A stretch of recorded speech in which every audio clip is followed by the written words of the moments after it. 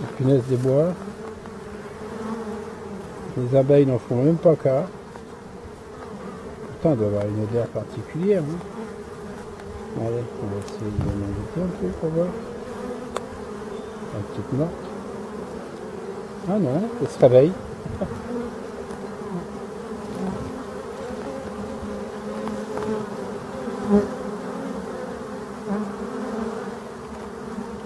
Ah, c'est un naturel. En direct, deux. Et mettez une branche devant l'entrée de la ruche. Je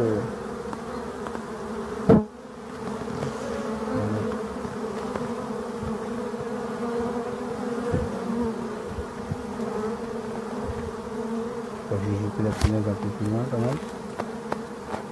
Et là. On peut voir un bourdon là. Là. Ici au bout de mon bâton. Hop.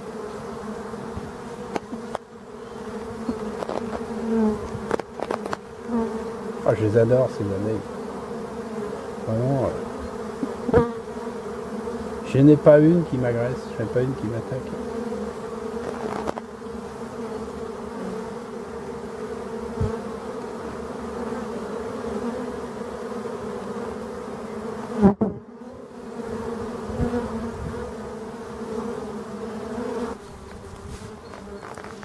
Alors on voit qu'autour du trou, tout ça là, c'est orange.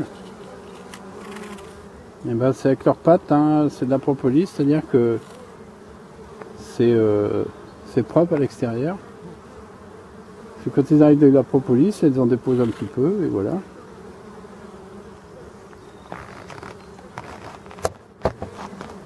Ah, elles sont contentes. Oh là là, oui.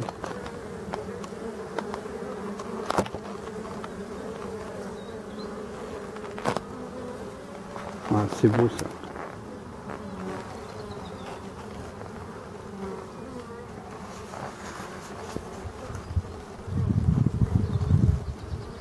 Donc j'ai trouvé aussi, pendant que j'y pense, à vous dire que le petit trou là, qui est là-haut, hein, j'ai installé une barrette, parce que sinon tout le monde ne peut pas passer.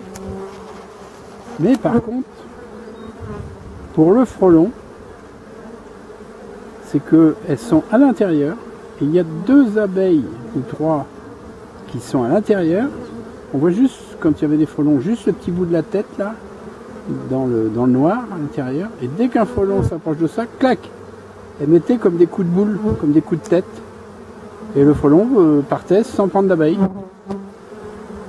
Alors ça, c'est quand même, je me suis dit que on pourrait peut-être faire ça à nos dadans, c'est-à-dire faire un petit trou en haut. Enfin, je parle de mes dadans chez moi, quoi, pour qu'éventuellement on puisse rétrécir en bas quand il y a vraiment beaucoup de frelons et habituer les abeilles à défendre de l'intérieur. Ça évite aux frelons de... Alors évidemment il y a des abeilles qui vont rentrer, hein, mais ça m'a paru efficace. Parce qu'à l'automne, il y a moins d'abeilles quand même. Hein.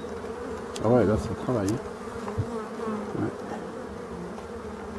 Je suis content, très content. Donc je vais revenir, essayer de regarder doucement un peu comment c'est là-dedans. Donc ce que j'aimerais, c'est... Parce qu'on sait qu'à l'intérieur, il y a des reines, mais qui sont pas immortelles. Donc j'aimerais bien diviser cette colonie, juste dans le but de la multiplier ici, hein, où j'ai mis une ruche à côté, etc. Juste pour essayer d'agrandir, parce que vu les mortalités qu'on a, qui sont inquiétantes, c'est pour ça que je mélange pas mes 2 ruchers là. Là on est sur, pour moi, une abeille résistante, une abeille noire assez résistante. Puisqu'elle s'est débrouillée, on ne sait pas comment, c'est-à-dire pendant 4 ans. Il y avait 3 ruches, hein, maintenant il en reste 2, il y en avait une de vide. Mais bon, elles sont là. Hein. Et pas qu'un peu. Hein.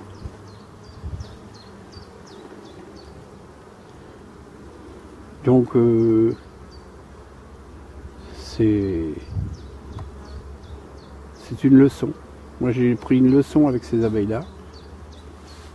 Regardez mes vidéos, hein, je mettrai un lien en dessous, sauvetage des ruches de la forêt ou ruches abandonnées de la forêt, je sais plus. Et franchement, vous verriez par quoi ils sont passés. Hein. Et donc là, quand on voit, ça c'est ce sont des abeilles de printemps. Les abeilles d'hiver, ça commence à être la fin là. Donc là, je sais qu'il y a du couvain, je sais que c'est relancé complètement, parce que je vois de plus en plus d'abeilles dehors. Donc ça n'a pas été ouvert de l'hiver, hein, du tout. Donc pour la surveillance, bah, sur la planche, devant là, pendant tout l'hiver, un petit coup d'œil par le dessus, sous la bâche plastique, et un lange. Et avec ça, je me suis maintenu à observer que ça continue à vivre et à avoir une activité tout à fait normale, c'est-à-dire au ralenti, etc. Et puis par grand froid, bah, surtout, bah, c'est pas la peine de venir, il faut tout laisser tranquille, hein, pas les déranger du tout. Voilà. Donc j'ai coupé, j'ai plus de batterie là. Si on voit un peu.